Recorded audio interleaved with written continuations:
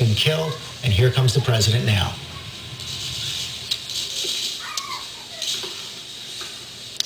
Good evening.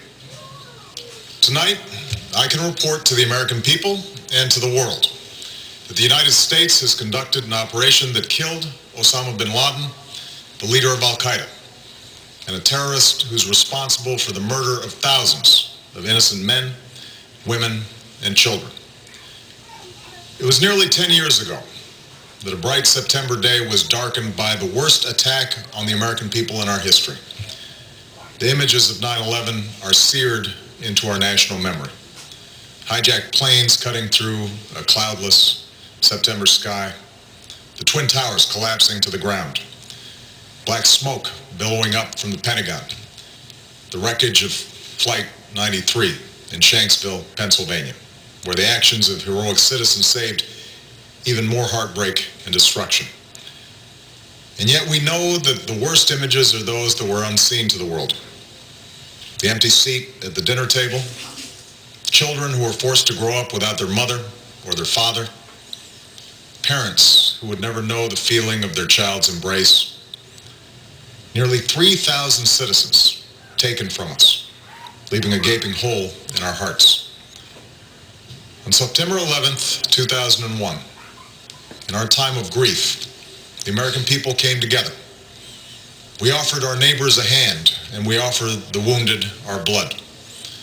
We reaffirmed our ties to each other and our love of community and country. On that day, no matter where we came from, what God we prayed to, or what race or ethnicity we were united as one American family. We were also united in our resolve to protect our nation and to bring those who committed this vicious attack to justice. We quickly learned that the 9/11 attacks were carried out by Al-Qaeda, an organization headed by Osama bin Laden, which had openly declared war on the United States and was committed to killing innocents in our country and around the globe.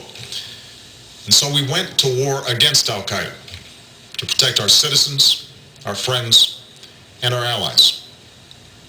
Over the last 10 years, thanks to the tireless and heroic work of our military and our counterterrorism professionals, we've made great strides in that effort. We've disrupted terrorist attacks and strengthened our homeland defense. In Afghanistan, we removed the Taliban government, which had given bin Laden and Al-Qaeda safe haven and support. And around the globe, we worked with our friends and allies to capture or kill scores of Al-Qaeda terrorists, including several who were a part of the 9/11 plot. Yet, Osama bin Laden avoided capture and escaped across the Afghan border into Pakistan. Meanwhile, Al-Qaeda continued to operate from along that border and operate through its affiliates across the world. And so shortly after taking office, I directed Leon Panetta, the director of the CIA, to make the killing or capture of bin Laden the top priority of our war against Al-Qaeda, even as we continued our broader efforts to disrupt, dismantle, and defeat his network. Then, last August, after years of painstaking work by our intelligence community, I was briefed on a possible lead to bin Laden. It was far from certain, and it took many months to run this thread to ground. I met repeatedly with my national security team as we developed more information about the possibility that we had located bin Laden hiding within a compound deep inside Pakistan. And finally, last week, I determined that we had enough intelligence to take action and authorized an operation to get Osama bin Laden and bring him to justice.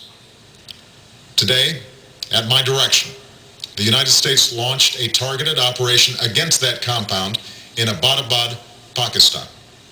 A small team of Americans carried out the operation with extraordinary courage and capability.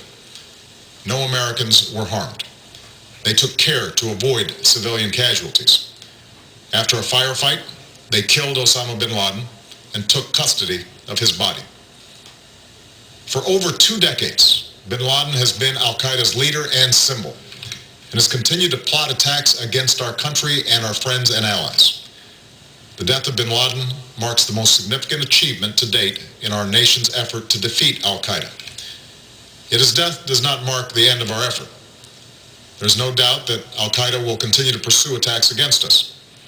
We must, and we will, remain vigilant at home and abroad. As we do, we must also reaffirm that the United States is not and never will be at war with Islam. I've made clear, just as President Bush did shortly after 9/11, that our war is not against Islam. Bin Laden was not a Muslim leader. He was a mass murderer of Muslims. Indeed, al-Qaeda has slaughtered scores of Muslims in many countries, including our own. So his demise should be welcomed by all who believe in peace and human dignity. Over the years, I've repeatedly made clear that we would take action within Pakistan if we knew where bin Laden was. That is what we've done. But it's important to note that our counterterrorism cooperation with Pakistan helped lead us to bin Laden and the compound where he was hiding. Indeed, bin Laden had declared war against Pakistan as well and ordered attacks against the Pakistani people. Tonight, I called President Zardari, and my team has also spoken with their Pakistani counterparts. They agree that this is a good and historic day for both of our nations. And going forward, it is essential that Pakistan continue to join us in the fight against al-Qaeda and its affiliates. The American people did not choose this fight. It came to our shores and started with the senseless slaughter of our citizens. After nearly 10 years of service, struggle, and sacrifice, we know well the costs of war.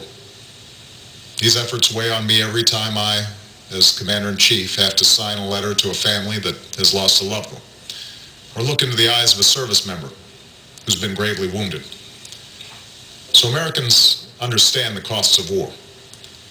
Yet, as a country, we will never tolerate our security being threatened, nor stand idly by when our people have been killed.